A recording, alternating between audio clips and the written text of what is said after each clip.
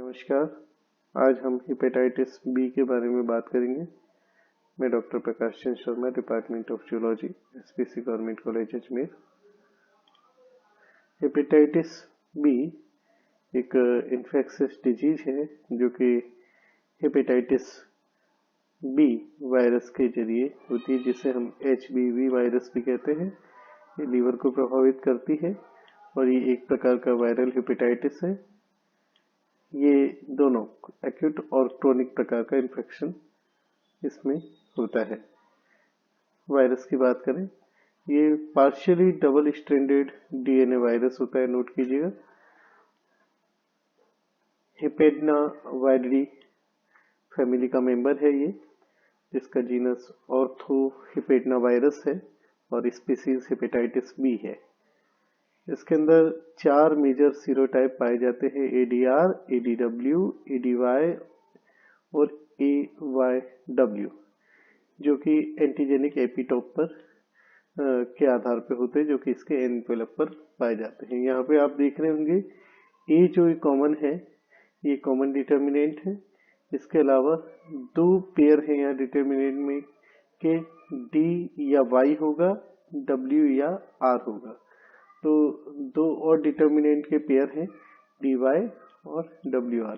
Either D होगा या Y होगा या W होगा या R होगा। इस आधार पे 4 सीरोटाइप मेजर बने हैं।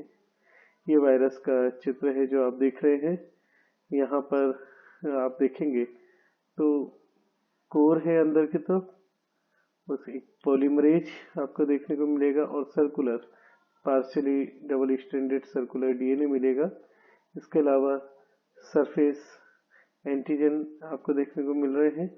यहाँ 10 टाइप की जीनोटाइप A से J तक के पाए जाते हैं इसमें, और 40 सब जीनोटाइप पाए जाते हैं न्यूक्लियोटाइड सीक्वेंस के आधार पर। वायरस पार्टिकल को हम डैन कहते हैं। इसके अंदर आउटर लिपिड इन्वेलप पाया जाता है और साथ ही आइकोसाहेड्रल न्यूक्लियोकैप्सिड कोर पाया जाता है, जो कि प्रोटीन का बना हुआ होता है। न्यूक्लियोकैप्सिड जो है, इसका कोर है, वो वायरल DNA और DNA पॉलीमरेज उसके अंदर इंक्लूड रहते हैं और इस DNA पॉलीमरेज में रिवर्स ट्रांसक्रिप्टेज एक्टिविटी पाई जाती है। जो बाहरी इन्वेलप है उसके अंदर सरफेस प्रोटीन्स पाई जाती हैं, जो कि वायरस की बाइंडिंग, उसकी एंट्री ससेप्टिबल सेल में जो हो रही है उसके लिए रिस्पॉन्सिबल होती हैं। ये बहुत छोटे इन्वेलप वायरस में से एक है, जिसका डायमीटर 42 नैनोमीटर होता है, लेकिन इसमें प्लियोमॉर्फिज्म भी देखने को मिलता है। ये कई बार इस फिलामेंटस फॉर्म में और स्पेलिकल बॉडी जिनमें कोर नहीं है उस फॉर्म में भी देखने को मिलता है। इस वायरस के अंदर सरफेस एंटीजन पाए जाते हैं, जिसको हम HBsAg कहते हैं, S फॉर सरफेस। दूसरा कोर एंटीजन है, जो मेन प्रोटीन है, वो C for core, HBcAg, main structural protein जो आइकोसाहेड्रल न्यूक्लियोकैप्सिड बना रहा है और रेप्लिकेशन में इंपॉर्टेंट रोल प्ले करेगा ये। इसके अलावा DNA पॉलीमरेज इसके अंदर पाया जाता है और एक और चौथा जो है इसमें वो है HBx। ये जो प्रोटीन पाई जा रही है ये एक नॉन स्ट्रक्चरल प्रोटीन है और HBV एसोसिएटेड लीवर डिजीज के अंदर इसका इंपॉर्टेंट रोल होता है। मल्टीफंक्शनल प्रोटीन है और वायरल इन्फेक्शन के लिए काफी एसेंशियल है। ये सेलुलर सिग्नलिंग पाथवे को एक्टिवेट करती है। तो ये इसका जीनोम है। आप यहाँ देखेंगे कि एक फुल स्ट्रैंड देखने को मिल रही है और एक शॉर्ट स्ट्रैंड देखने को मिल रही है। पार्शियली डबल स्ट्रैंडेड होता है, ये सर्कुलर DNA है but not fully double stranded. जो लॉन्ग स्ट्रैंड है उसमें 3020 से लगा के 3320 न्यूक्लियोटाइड तक हो सकता है, जबकि 1700-1800 न्यूक्लियोटाइड के आसपास स्मॉल स्ट्रैंड होती है। नेगेटिव सेंस जो स्ट्रैंड है, दिस वन नॉन कोडिंग है और कंप्लीमेंट्री होती है वायरल mRNA के। इन्फेक्शन के बाद में, तुरंत बाद में, जो double stranded, partially double stranded DNA है वो फुल्ली डबल स्ट्रैंडेड डीएनए में परिवर्तन हो जाता है, क्योंकि इसका जो प्लस स्ट्रैंड है उसका सेल्यूलर डीएनए पॉलीमरेजेस, ध्यान रखिएगा, सेल के डीएनए पॉलीमरेजेस द्वारा कंप्लीशन कर दिया जाता है। उसके बाद में ट्रांसलेशन और ट्रांसक्रिप्शन की प्रक्रिया शुरू होती है। जो भी सेल्यूलर आरएनए पॉलीमरेज सेकंड के जरिए ये कार्य होता है, ट्रांसक्रिप्शन हो जाता है। यहाँ पर इसके लिए दो एनाउंसर पाए जाते हैं, एक ENH1 और एक ENH2। ये दोनों एनहांसर हैं जो कि खास तौर पे हिपेटिक ओरिजिन की जो सेल्स है उनमें अपनी अच्छी एक्टिविटी शो करते हैं और ये ड्राइव करते हैं, रेगुलेट करते हैं वायरल ट्रांसक्रिप्ट के एक्सप्रेशन को, और इन्हीं एनहांसर की मौजूदगी के कारण हिपेटिक सेल्स ही इससे ज्यादा प्रभावित होती हैं। यहाँ HBV में 4 प्रमुख जीन हैं, C, P, S और X। C core protein HBCAG, P polymerase, S surface antigen HBsAg और X जो है HBX जो कि एक ट्रांसक्रिप्शनल ट्रांस एक्टिवेटर है का भी रोल प्ले करता है, उसके लिए रिस्पॉन्सिबल होते हैं, उसके लिए ये होते हैं। HBV की हम संक्षिप्त में लाइफ साइकिल देखें तो जो ये वायरस पार्टिकल है ये फेगोसाइटोसिस के माध्यम से, जो कि क्लेथ्रिन कोटेड के माध्यम से हो सकता है, उसके माध्यम से सेल में इंटर करता है। इंटर होते ही आउटर एनवेलप इसका रिमूव हो जाता है और कोर अल्टीमेटली ट्रांसपोर्ट हो रहा है न्यूक्लियस के अंदर। वहां से जो डीएनए है इसका, उसका कंप्लीशन हो रहा है, कोवालेंटली क्लोज सर्कुलर वायरल डीएनए है ये, CCC वायरल डीएनए कहते हैं। इससे ट्रांसक्रिप्ट तैयार हो रहे हैं, प्रोटीन बन रहे हैं सारे mRNA के थ्रू, अल्टीमेटली उनकी असेंबलिंग हो रही है और बाहर उनका रिलीज हो रहा है। तो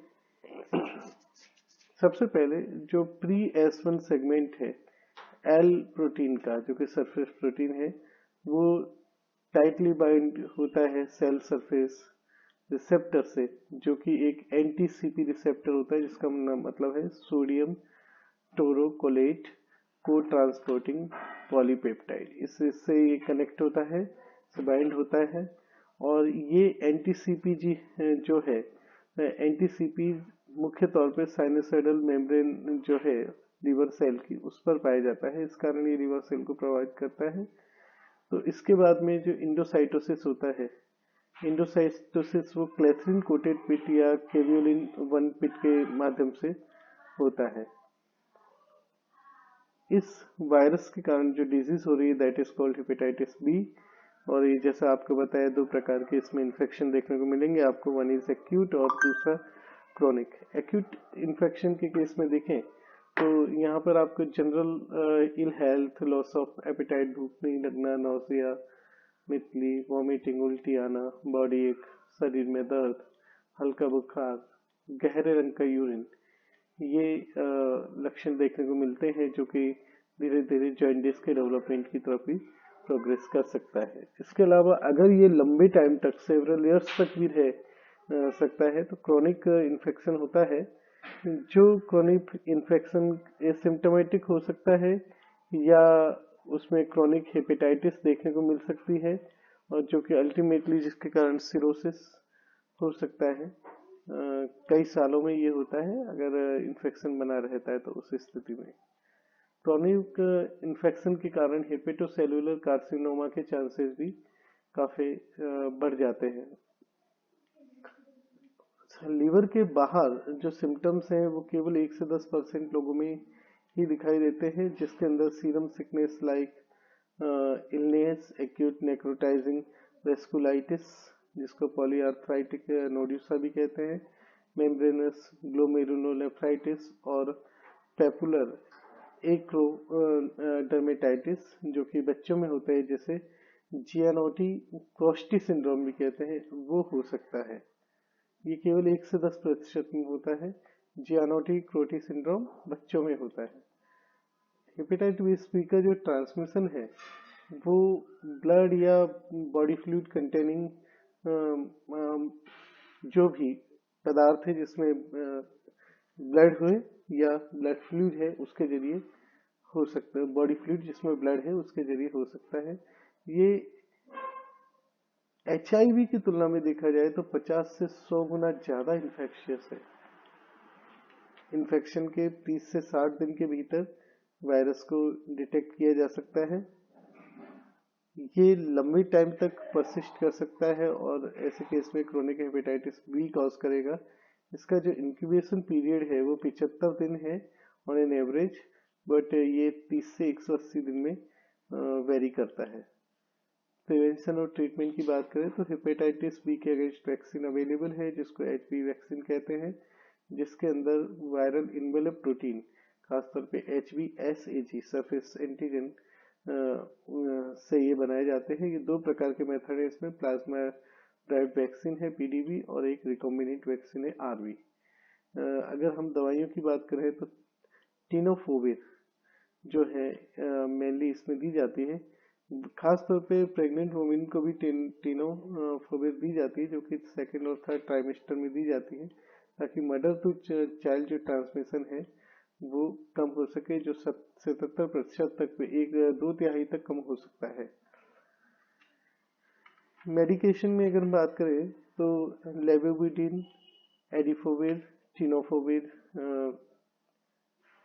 टेल्विवुडिन और इंटेकेविर, ये इसके अलावा अल्फा 2A और पीज जाइलेटेड इंटरफेरोन अल्फा 2A ये इसके लिए भी दी जाती हैं। तो ये मेडिकेशन है। तो ये हमने हेपेटाइटिस बी के बारे में जानकारी प्राप्त करी। धन्यवाद।